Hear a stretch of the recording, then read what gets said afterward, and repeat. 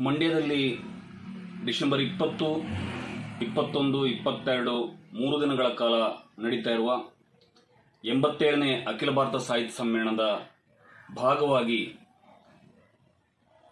ಇಡೀ ರಾಜ್ಯಾದ್ಯಂತ ಸಂಚರಿಸಲಿರುವ ಕನ್ನಡ ರಥಯಾತ್ರೆಗೆ ಉತ್ತರ ಕನ್ನಡ ಜಿಲ್ಲೆಯ ಸಿದ್ದಾಪುರ ತಾಲೂಕಿನಲ್ಲಿರುವ ಭುವನಗಿರಿಯಲ್ಲಿರುವ ಭುವನೇಶ್ವರಿ ದೇವಾಲಯದ ಸನ್ನಿಧಿಯಲ್ಲಿ ಸೆಪ್ಟೆಂಬರ್ 22ರಂದು ಚಾಲನೆಯನ್ನು ನೀಡಲಾಗ್ತಾ ಇದೆ.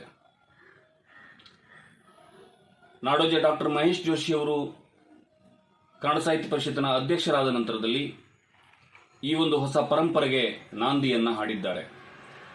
ಕಳೆದ ವರ್ಷ ಹಾವೇರಿಯಲ್ಲಿ ನಡೆದಂತಹ ಅಖಿಲ ಭಾರತ ಸಾಹಿತ್ಯ ಸಮ್ಮೇಳನದ ಸಂದರ್ಭದಲ್ಲಿಯೂ ಕೂಡ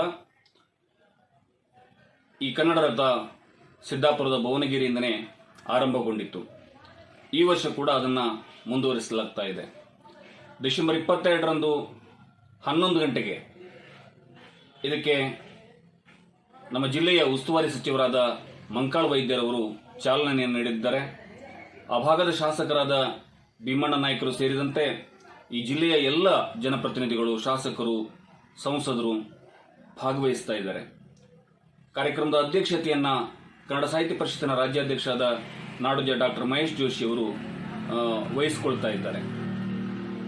ಇಡೀ ನಾಡಿನಲ್ಲಿ ಭುವನೇಶ್ವರಿ ದೇವಿಯ ಒಂದು ದೇಗುಲ ಇದೆ ಅಂತ ಹೇಳಿದ್ರೆ ಅದು ಉತ್ತರ ಕನ್ನಡ ಜಿಲ್ಲೆಯ ಸಿದ್ದಾಪುರ ತಾಲೂಕಿನ ಭುವನಗಿರಿಯಲ್ಲಿರುವ ಭುವನೇಶ್ವರಿ ದೇವಾಲಯ ಮಾತ್ರ. ಈ ಹೆಗ್ಗಳಿಕೆಯನ್ನು ಹೊಂದಿರುವ ಉತ್ತರ ಕನ್ನಡ ಜಿಲ್ಲೆಯ ಸಿದ್ದಾಪುರದಿಂದಲೇ ರಾಜ್ಯ ಮಟ್ಟದ ಈ ಕನ್ನಡದ ರಥ ಚಾಲನೆಗೊಳ್ತಾ ಇರುವುದು, ಉದ್ಘಾಟನೆಗೊಳ್ತಾ ಇರುವುದು ನಿಜಕ್ಕೂ ನಮಗೆ ಅಭಿಮಾನದ ಸಂಗತಿ. ಇಂತಹ ಕಾರ್ಯಕ್ರಮದಲ್ಲಿ ಇಡೀ ಜಿಲ್ಲೆಯ ಎಲ್ಲ ಹಿರಿಕಿರಿಯ ಸಾಹಿತಿಗಳು, ಕನ್ನಡ ಪರ ಸಂಘಟನೆಯ ಪದಾಧಿಕಾರಿಗಳು, ಹೋರಾಟಗಾರರು, ಸಹೃದಯಿಗಳು, ಎಲ್ಲ ಕನ್ನಡದ ಮನಸ್ಸುಗಳು ಭಾಗವಹಿಸಬೇಕು ಅನ್ನೋದು ನಮ್ಮ ಕೋರಿಕೆ.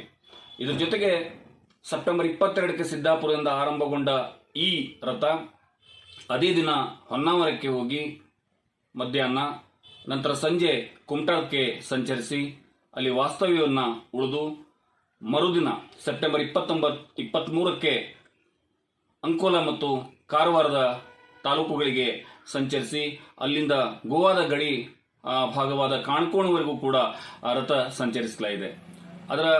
ಅದೇ ದಿನ ಜೊಯ್ಡಾದಲ್ಲಿ ವಸತಿ ಉಳಿದು ಸೆಪ್ಟೆಂಬರ್ 24ರಂದು ಜೊಯ್ಡಾ, ದಾಂಡೇಲಿ ಮೂಲಕ ಹಳಿಯಾಳದವರೆಗೂ ಸಾಗಿ ಹಳಿಯಾಳದಲ್ಲಿ ಆ ದಿನ ವಸತಿಯನ್ನು ಉಳಿದು ನಂತರದಲ್ಲಿ ಸೆಪ್ಟೆಂಬರ್ 25ರಂದು ಯಲ್ಲಾಪುರ ಮತ್ತು ಸಿರ್ಸಿ ಮಾರ್ಗವಾಗಿ ಸಂಚರಿಸಿ ಅದು ಹಾನಗಲ್ ಮೂಲಕ ಹಾವೇರಿ ಜಿಲ್ಲೆಯನ್ನು ಪ್ರವೇಶ ಮಾಡ್ತಾ ಇದೆ.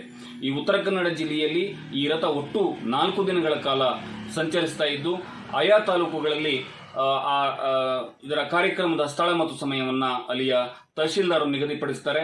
ಆ ಸಂದರ್ಭದಲ್ಲಿ ಆಯಾ ಭಾಗದ ಎಲ್ಲ ಕನ್ನಡದ ಮನಸ್ಸುಗಳು, ಸಾಹಿತ್ಯ ಪರಿಷತ್ತಿನ ಪದಾಧಿಕಾರಿಗಳು, ಆಜೀವ ಸದಸ್ಯರು, ಸಾಹಿತಿಗಳು, ಲೇಖಕರು, ಎಲ್ಲ ಕನ್ನಡದ ಮನಸ್ಸುಗಳು ಭಾಗವಹಿಸಬೇಕು.